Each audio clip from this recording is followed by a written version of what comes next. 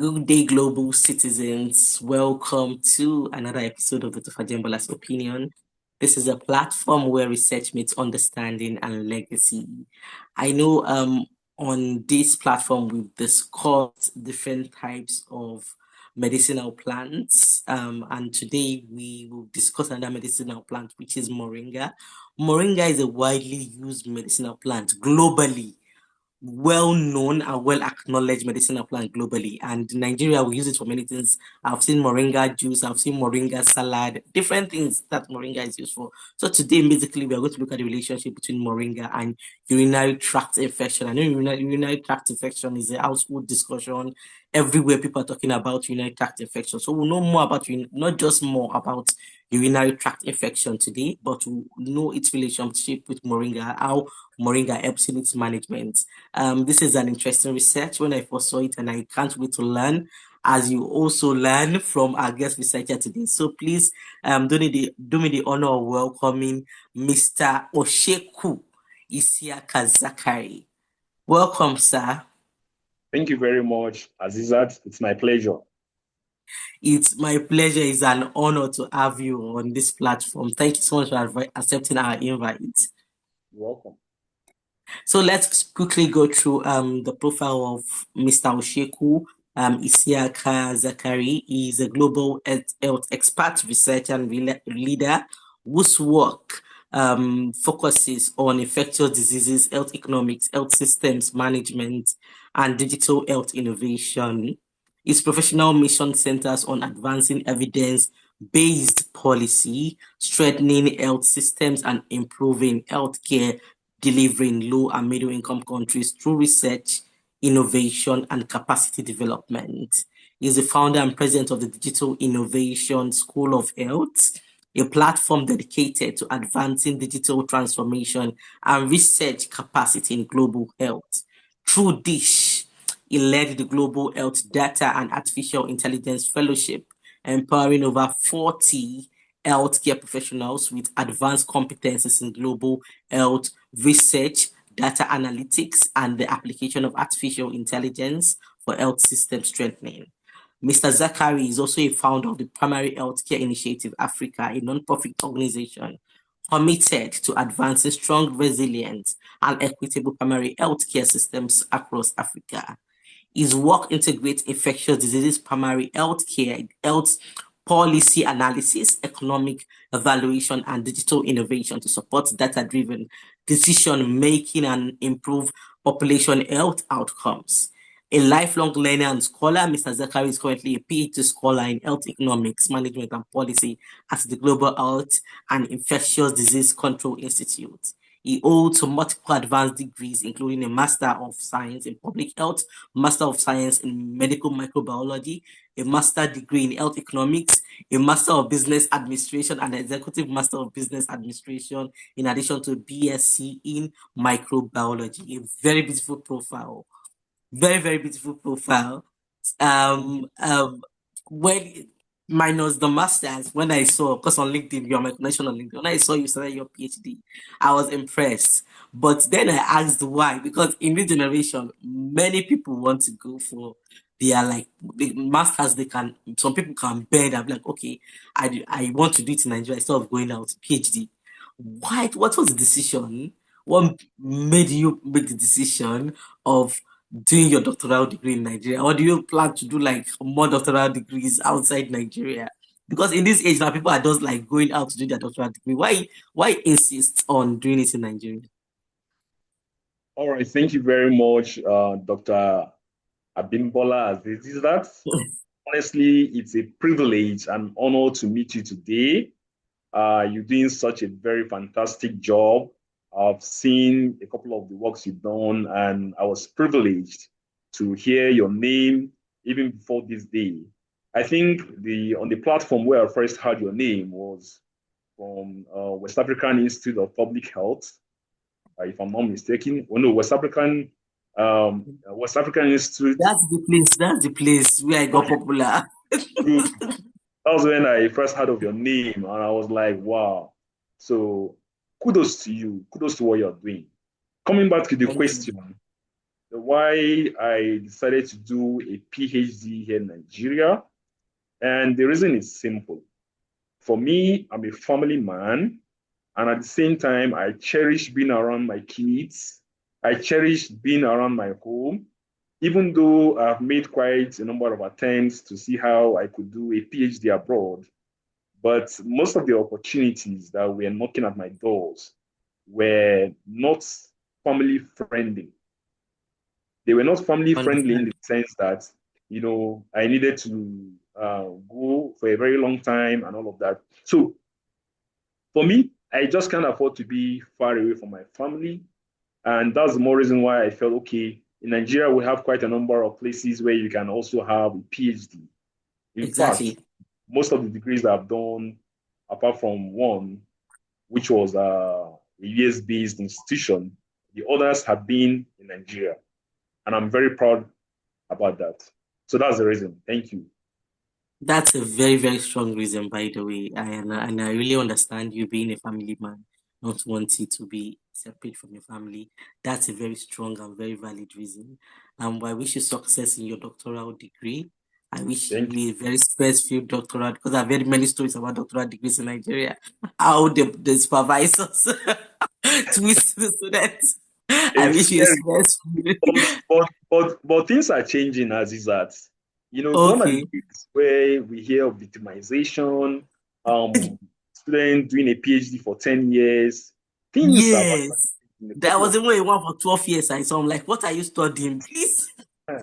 So, well, things are changing already. Things are changing, honestly. And again, if you look at it, Nigeria, we are quite disadvantaged, especially at today's world. We are quite disadvantaged in terms of losing quite a number of our best to other countries who are willing to pay much more than what we are offering currently in Nigeria. And Exactly. apart from the pay, recently there are quite a number of things that are pushing people away from Nigeria. And one of that is insecurity. For some of us that are Exactly. here to stay in this country today, sometimes we begin to have a second thought as well when you realize the cases of insecurity is ravaging the entire country. Anytime you are traveling on the road, get scared of being kidnapped or being attacked by any of the insurgent groups and all of that. So it's a whole big thing that the government needs to look into. Else, Nigeria will continue to lose quite a number of their best brains abroad. I know I quite a number of opportunities. People will continue to leave so long as the status quo remain. Exactly. So, Mr. Osheku, let's look at what, before we dive into the discussion, let's look at what global citizens are saying about um, urinary tract infection. The first is from No Consent, No Power, where he or she said, I have a urinary tract infection. Amoxicillin, clavulanate would clear it up in a day or two. $35.90 for 30 tablets on Amazon with the prescription. I can only get a prescription from a doctor. I don't want to go to the doctor. Doctors murdered my mother with the COVID-19 vaccine. I don't know who this person is, but sorry on the death of your mother. And please pardon me for laughing. But sincerely, the COVID-19, the best of my knowledge, the COVID-19 has not killed anybody globally. So maybe there is another reason. I feel the medical records should be checked. If an autopsy was done, what was the reason why she died? Definitely not the COVID-19 vaccine. So sorry for the death of your mother. May her soul rest in perfect peace. Dr. O'Shea, could you feel the COVID-19 vaccine can kill someone? No, absolutely no. That is sometimes that's the more reason why we need to do a lot of work in this country because in fact all over the world there is a lot of misconception. We have quite a number of myths flying all over the places. And such myths will continue to spread so long as we have social media platforms usage without regulation. And if you could recall during the COVID-19, a lot of misinformation were flying left, right, and center from the social media. So it means the forces fighting against COVID were even more than those fighting. I mean, the forces um, I don't know. The forces preaching against COVID were less than those, Exactly. giving it a different connotation. So that was why we have some information. I can remember there was a time they said, okay, if you take COVID-19 vaccine, by the time they put an electric bulb here, a bulb here, it will bring out energy, to bring out light. A lot of misconceptions all over the places. And personally, I've done quite a number of work in that regard in trying to see how we could demystify some of these misconceptions using the various social media platforms and even by community-based advocacies and all of that. So, Exactly. Exactly. So let's go to the second tweet from Professor Dr. Sanjeev Bagai. This should be the third or the fourth time. We usually take tweets from Professor Sanjeev Bagai because of its thoughts on um, our topics. Is saying, can infections drive frailty? Insights from Baltimore longitudinal study of aging. Any infections, specific infections, urinary tract infections, viral infections, pneumonia, Herpes virus were associated with higher F1. I guess it's just talking generally about infections, about a study done in Baltimore. The last tweet is from NHS Nottingham. And why I got this tweet because it shocked me because it's from the official account from NHS Nottingham, where they okay. said Karen from Mansfield got treated for a urinary tract infection at a local pharmacy without needing a GP, general practitioner.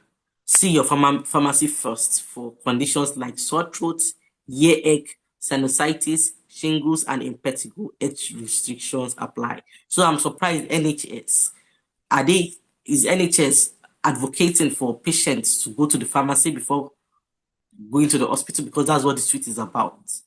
See, they are even saying see your pharmacy first for conditions before going to the hospital. Okay, well, the issue of Or maybe the system has a doctor at the pharmacy that we don't know about exactly, because when I you know, saw the, this, it shocked me. there are some pharmacy stores. They have a consultant, if a pharmacy consultant that you can see, you consult, and at the same time, they will refer you to the nearest laboratory. In fact, some pharmacies are beginning to have their labs attached or just by the side. They send you for a test and all of that. And by the time you are screened and you come back, the right medication is being given to you. Because presumptive diagnosis, in as much as it helps, but we need to go extra mile to ensuring that we have a laboratory diagnosis because especially for infectious diseases, because of the chances of antimicrobial resistance and what have you. So, and that's the more reason why you need to be tested, if possible, where a culture can be done. That should be done to ensure, to see which of the organism is sensitive to. I mean, which of the uh, antibiotic is sensitive to the organism, and to know which one is resistant to which, so that by the end of the day, the right medication is given to you. All right. So it's important we actually see our doctors for us to get the right prescriptions, the right medication that we need, instead of just going to the pharmacy or what do you call it, patent medicine shop. But for facilities that have a licensed professional, maybe like a pharmacist or a doctor, that can also work. Thank you. Thank you so much, Mr. Osheku, for that, for sharing that solid perspective. Now diving into the discussion. Now we've read, being a medic, I've heard different things from the general public, different things about UTI. Some will be like, oh, eat this, you won't have UTI. You distort your eyes, you have UTI. Like that, if you sit in this place, you have UTI. One would think UTI starts from the skin. You understand, like the skin on the hand or the skin on the foot. So, Mr. Osheku, what is the beginning and the end of the urinary tract? I feel people should know the beginning and the end of it.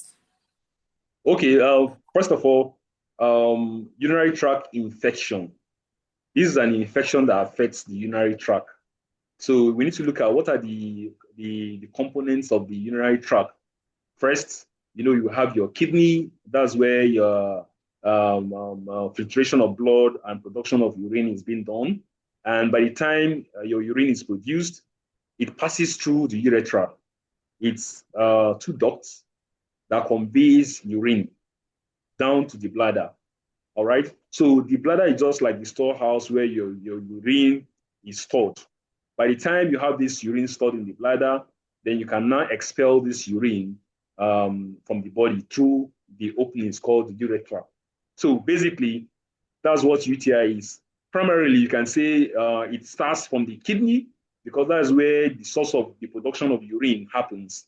And it moves down to the ureters.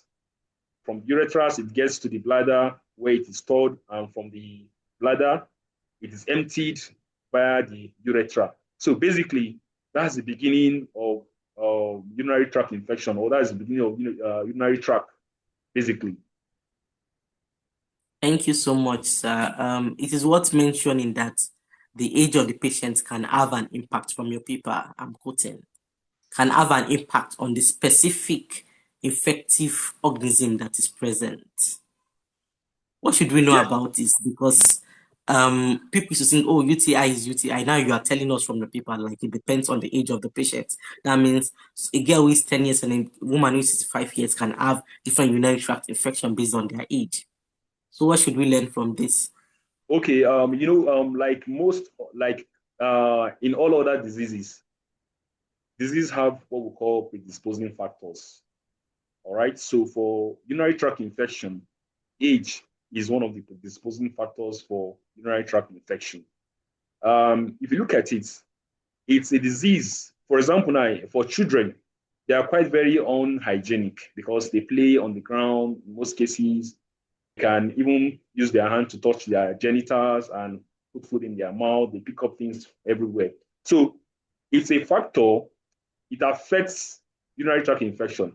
For example, now for neonates, units, they easily come down with urinary tract infection that are hospital acquired because neonates and infants, you find them mostly within the hospital settings. So there are some organisms that are usually found within the hospital settings, such as Klebsiella and even Enterobacter and other streptococcus. So by virtue of their stay in the hospital, they can come in contact with these organisms, and before you know it, they easily come down with the UTI. And also, E. coli is another common pathogen, which in most cases, like we know, E. coli is domicile, is resident in our guts as what we call microflora. Once they're in our guts, they don't harm us. So in the process, sometimes by the time they move from the anus, maybe for a female now into the vaginal opening, you can self-contaminate yourself. So children, they are not mindful of hygiene.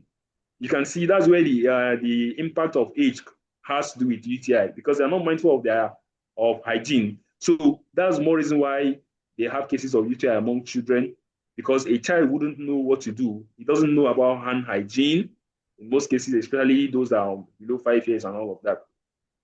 And if you also look at it in the area of those that are older, by the time you're older, some people have some terminal disease like diabetes. By the time you have diabetes, you are prone to having UTI because your immune system might not be strong.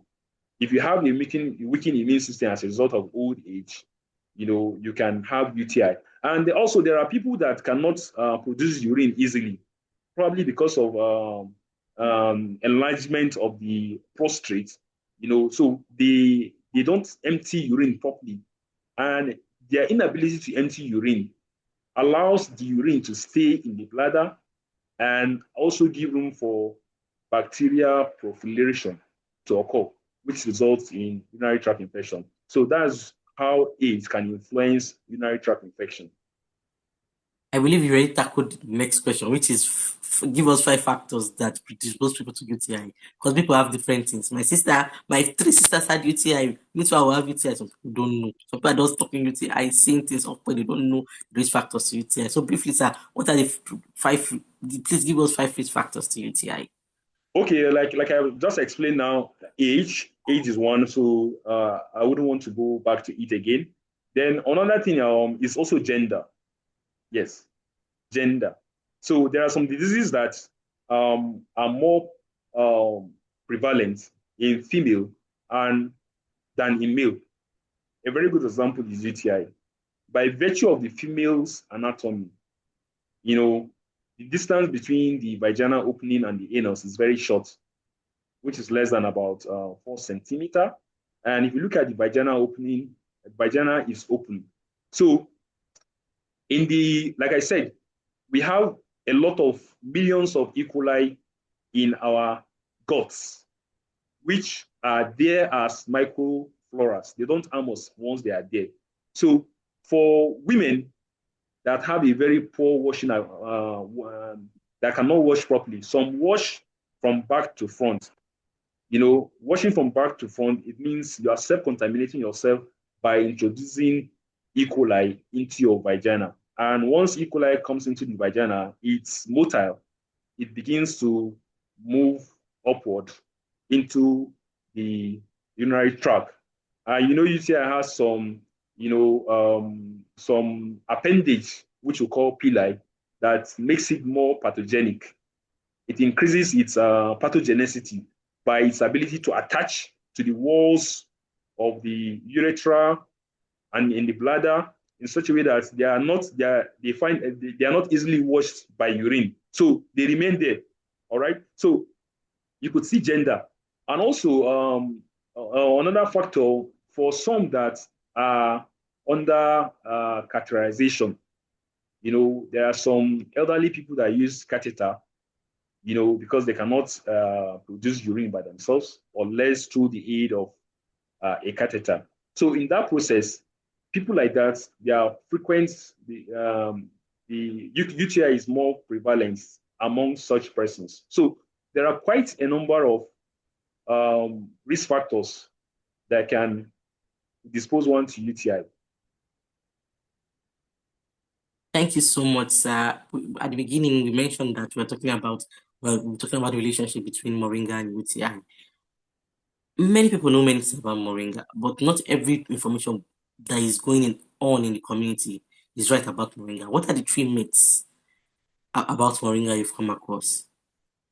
What are the what? Three myths about Moringa you've come across. Okay, I think the major one, we know Moringa. The major one is the myth. Moringa can cure all diseases. There are a lot of people that think Moringa can cure the incurable. That doesn't mean it's a miracle tree. Know that that's the popular name that's being called. So people just feel miraculously Moringa can cure all diseases. That's not true. Moringa cannot cure all diseases.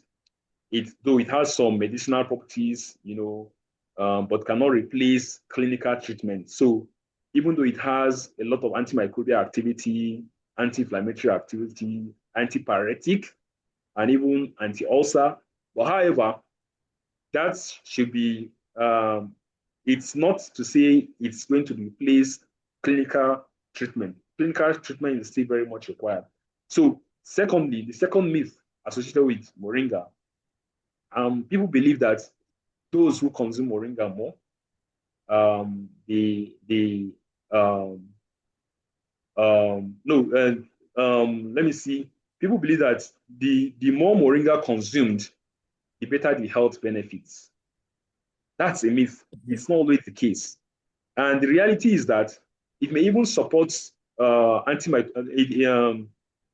excess intake can cause adverse side effects. Even excess intake of water can cause adverse side effects. Some people tell you that consumption of water has no side effect. If you consume water so much, it has side effect because in biology, it makes you are going to have more water in your system. And by the time you have more water in your system, it means you are going to be losing some ions from your blood into the water. And before you know it now, you suffer from, I think, plasmolysis of the cell. If I'm not mistaken, it's been a long time. So then the fourth myth, people believe every part of the plants can easily be taken or is safe Not all parts of Okay. moringa is safe. Some parts could contain some toxic substances, which has to be used cautiously. And also, finally, moringa also has side effects. Though it's natural, it has its own side effects. Moringa can cause stomach upset. Once it is consumed too much, it can cause diarrhea. It can even result to drug interaction in some individuals. Okay, Thank you. thank you so much, sir. We asked for 3 minutes. You went overboard. Thank you so much for sharing your knowledge with us. Um, what is the effects? What are the effects of Moringa on UTI management? Because that's what your paper is on, basically. What should we know about Moringa effect on management of UTIs?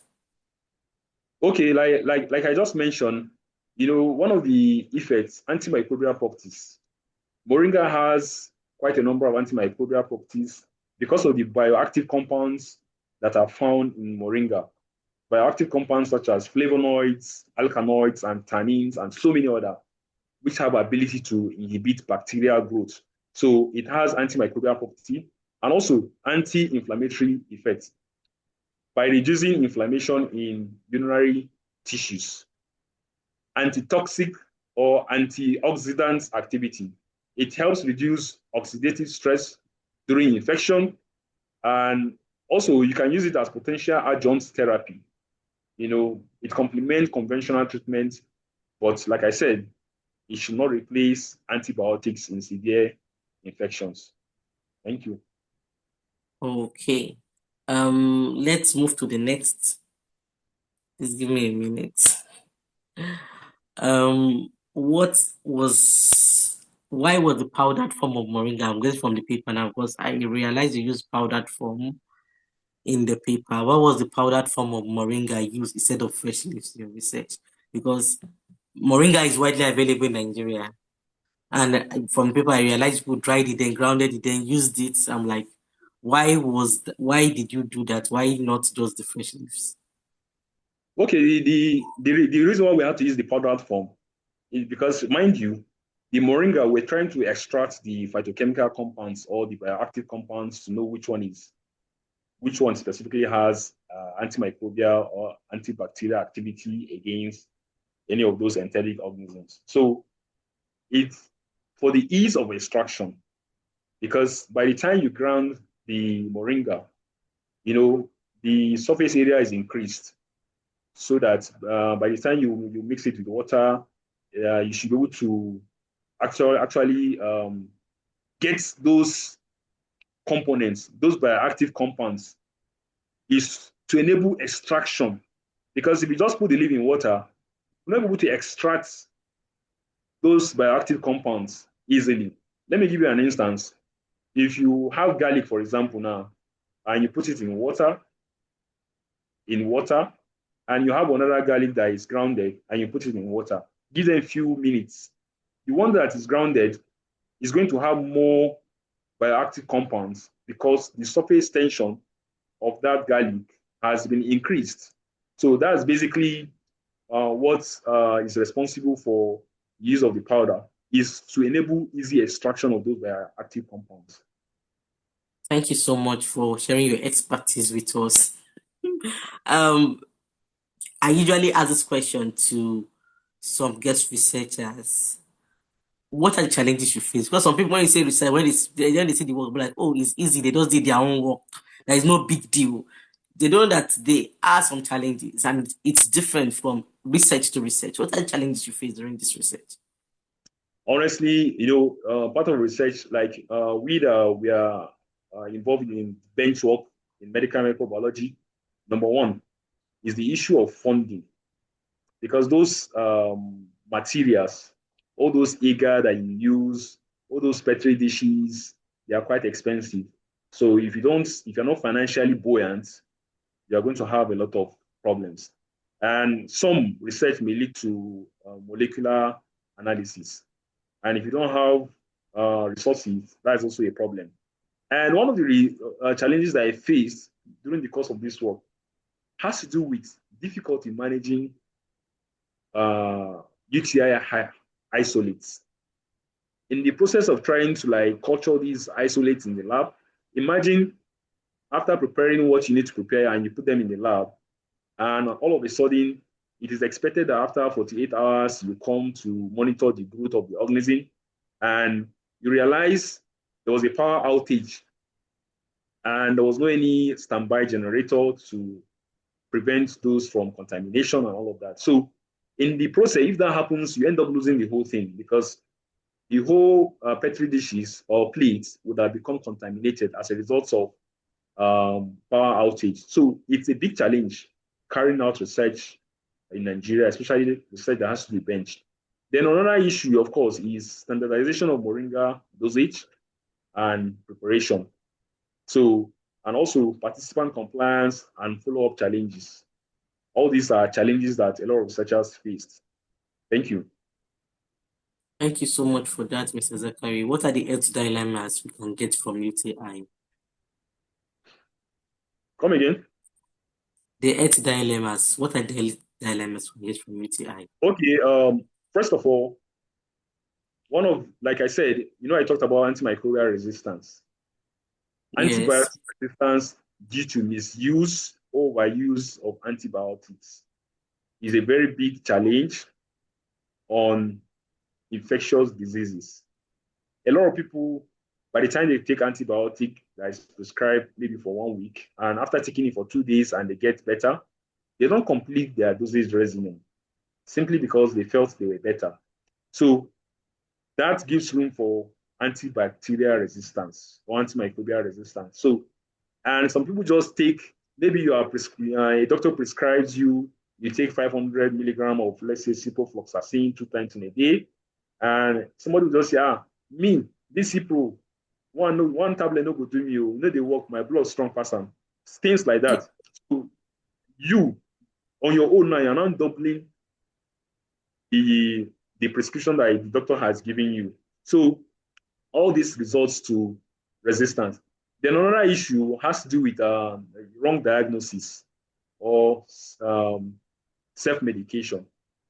Sometimes you go to the lab because of the lab technician, maybe they're not so professional in some cases, and or because of the availability of quacks in the system. Some they are in the labs working, they are not truly lab scientists, and they carry out misdiagnosis that results to taking the drug that you're not supposed to take.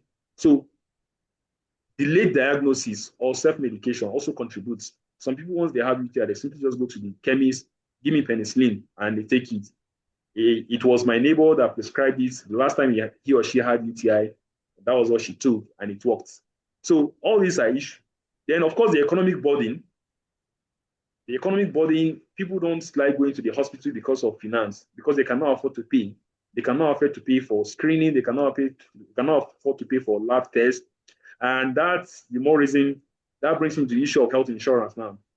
The out-of-pocket payment here in Nigeria is quite much. Like I told you, health economies as well. So people pay from pockets. And because people pay from pockets, a lot of people face catastrophic health expenditure that results to increase their poverty.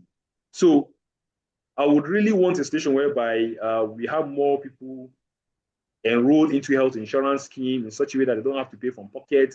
Anytime they are sick, they just go to the facility and they get tested and drugs are being given to them, and that's all. That can actually help. So finally, limited access to diagnostic facilities, especially in rural areas.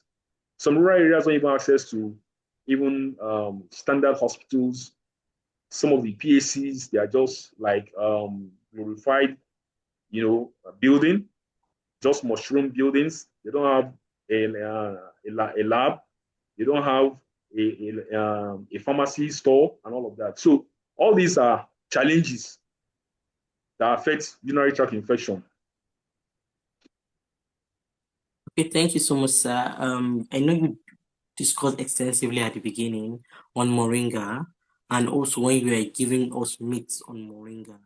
What are the complications one can get from Moringa consumption? Because like a place like Nigeria that value Moringa, not just we also have global audience that also use Moringa.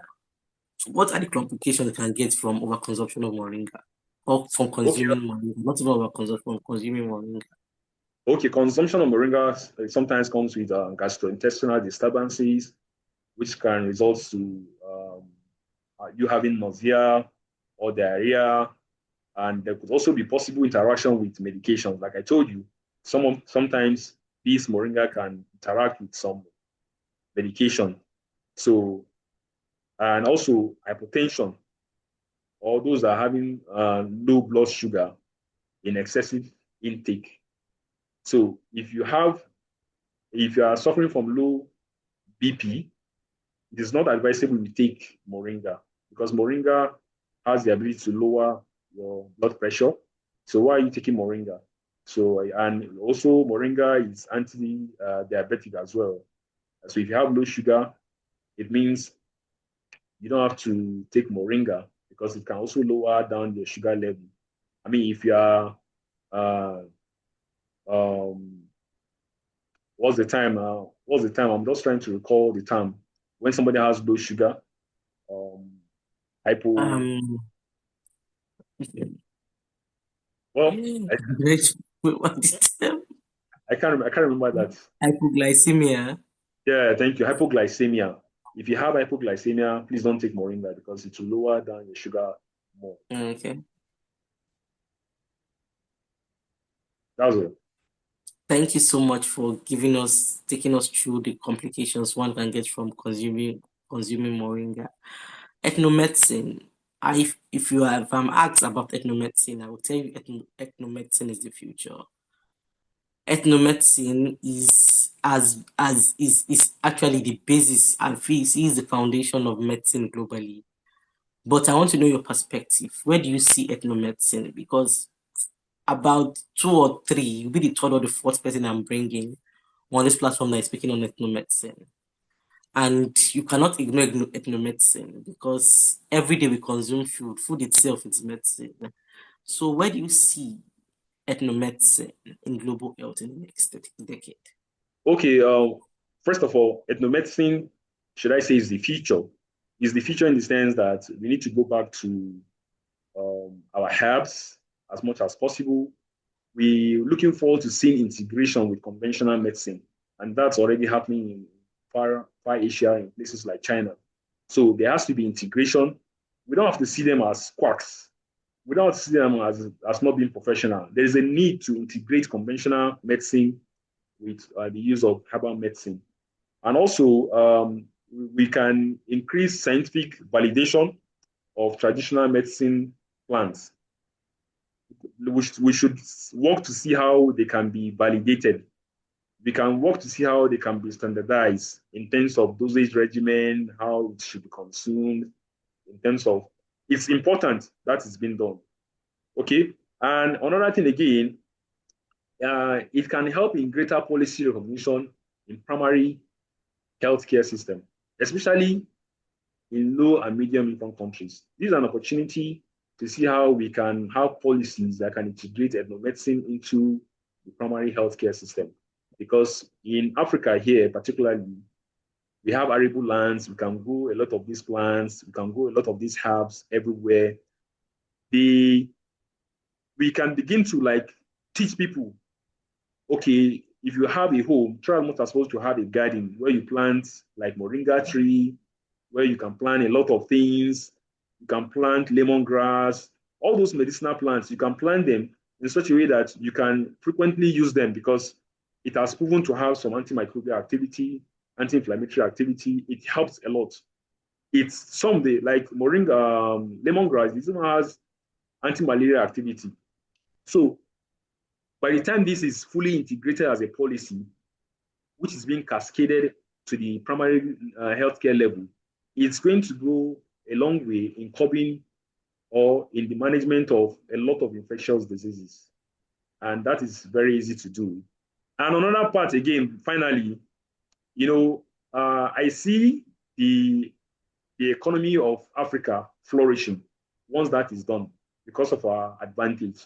We have quite a number of medicinal plants, and some, the usage have not been fully harnessed. So if that happens, a lot of people are going to have their financial income is going to increase because they will use that as source of revenue, see that they sell, or they can use it to make some um, um, herbs formulation for consumption, all of that. Thank you. Thank you so much for that. Thank you so much for sharing your expertise. Actually, your perspective on ethnomedicine in the next decade is refreshing. And I believe our audience have added to their knowledge on not just on UTI, but also Moringa. And I believe this will help people who have recurrent, because for example, with recurrent UTIs, this video will help them in proper management of their condition. Global citizens, this video is not just for you, it's for people around you, for your family, for your friends, for your neighbors, for people you care about. The publication where Mr. Osheku was the lead author, we discussed it during the week, and I shared it during the week. Not just this video, it's be great to learn from the publication itself. If you're interested in reading, I greatly encourage you to go to the publication and read the publication because you will gain more insight on our discussion from the publication. Um, we are not just trying to share the knowledge with you. It's when you use it and the impact it makes on your health, that's where the legacy is. So thank you so much for joining us. Thank you for so much, Mr. Zakari, for Osheku, for sharing your expertise and your time, spending your time to explain your publication. And I really enjoyed your explanation, refreshing my memory on the publication I read. And this is why we bring people on board because it's always different. It's just like a more prepared edible meal. The paper is like a complex, unprepared meal. So thank you so much, Global Sis, for joining us on this episode of Dr. Fajembola'S Opinion. We remain the platform where research meets understanding. Have a great week, everyone. So thank you very much for inviting me.